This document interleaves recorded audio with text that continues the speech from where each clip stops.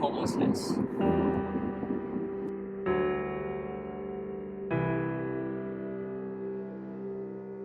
Homelessness has actually almost gone away with the veterans in Minnesota.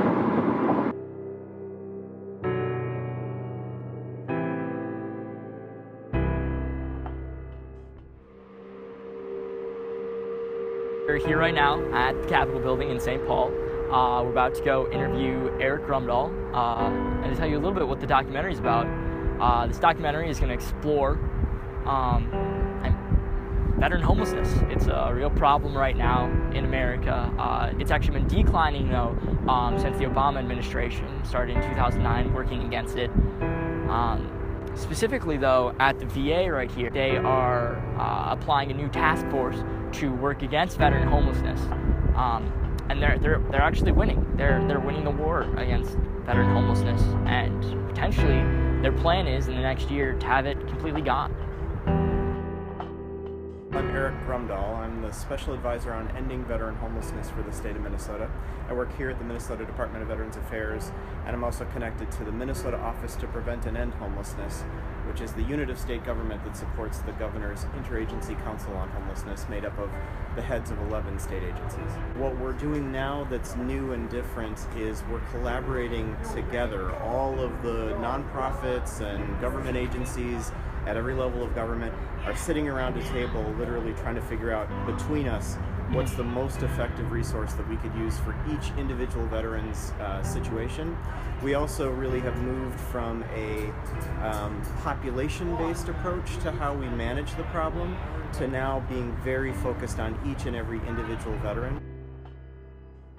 Veteran homelessness has dropped by over half in Minnesota. Wow. And by about 36% nationally from 2010 to 2015. Mm-hmm. So that's the direct impact of those investments that I talked to you about. The challenge, I think, is that when we are only tracking our progress on those annual milestones, mm-hmm. we don't necessarily know the names of those individual veterans. Mm-hmm. About 18 months ago, not quite 18 months ago, December of 2014, mm-hmm. we launched a new tool that's called the Homeless Veteran Registry. It's essentially a fancy list. It's mm-hmm. a list of every veteran that we know who's experiencing homelessness. When veterans join that list, they sign a release of information form that says, I want a team of people to come together to coordinate my care. And so every week we sit down with a team of nonprofits and government service providers and go name by name by name down our list. What the registry has really allowed us to do is to change the conversation from collaborating kind of program to program or at a population mm-hmm. base, and now instead collaborate around each individual veteran's needs. Watching anything to do with politics, I hear the government making a lot of promises about how they're going to end this and end that and start this and start that. So do you find that when they make these promises about homelessness with veterans that they're actually following through? Well, absolutely. I mean, I think that this has been one of the most amazing success stories of being able to show that with the right resources, invested in the right way, used well locally, mm-hmm. Used in a way that's going to be most impactful and is based on evidence about what works best, we have seen this tremendous reduction. Do you think that veteran homelessness is brought to light enough in Minnesota? So I think there's always an opportunity to do that more. Mm-hmm. I think there's been a lot of broad-based community support that's been very helpful in terms of our ability to make connections that we need to make and to make sure that the right resources are where we need them to be. Mm-hmm. But of course that can always be more, and I appreciate your help to just get the word out and share the story about what's happening and our progress to date. This is a goal that we can achieve, mm-hmm. and by achieving it, I think what we show people is that if we can end veteran homelessness, we can, with the right resources, end homelessness for everybody. Mm-hmm. And fundamentally, that's the most critical message to take away from this experience. So we're here at the Salvation Army Divisional Headquarters that serves both Minnesota and North Dakota, and we're here to talk to Crystal about, I guess, what veteran homelessness is. My name is Crystal England. I am a social worker working for the Salvation Army. I've been here about 8 years as of yesterday. Wow. In that time I've had several different positions. About 4 of my 8 have been working with the veteran community. So what does working with a veteran look like? It's similar just as working with anybody else in the population. I found that they are very much more respectful of you. Lots of veterans have barriers to getting into housing. Sometimes after they come back from deployment, they could have a struggle with mental health or PTSD, and that could result in criminal fines depending on what they do, sometimes substance use to help with those symptoms of post-traumatic stress. So in order to get them housed, there are barriers that we have to overcome to get them into housing. Every 100 units of affordable housing, there's less than 2 openings. Wow. So it's very much a landlord's market.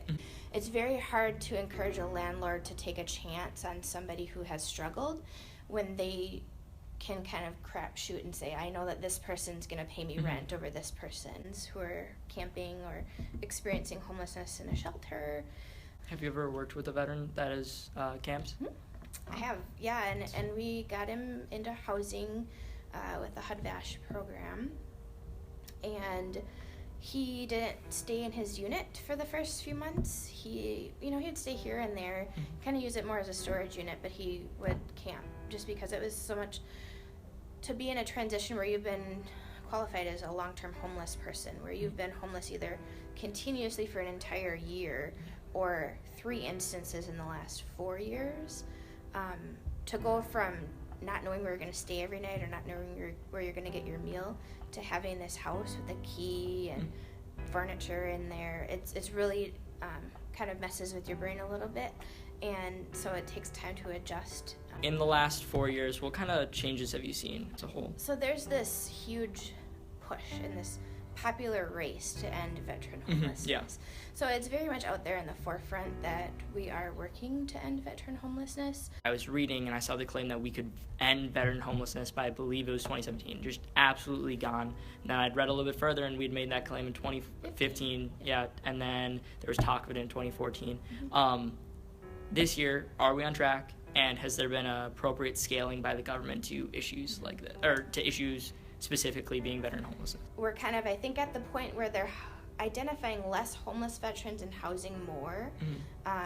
So I think that it can end. Yeah. But I've always kind of been a proponent of can homelessness truly end? We always have that, we're going to end homelessness, and that's great. But what happens once people are in housing? I mean, you can give a veteran a unit and just say, okay, here you go, see you later. Yeah. They're going to end up on the street or end up just leaving or being evicted if they don't have the proper supports in place.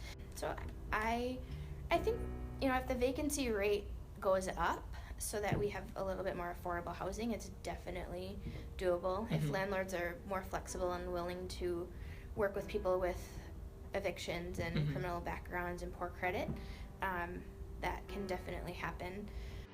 And when the man waves hail to the chief,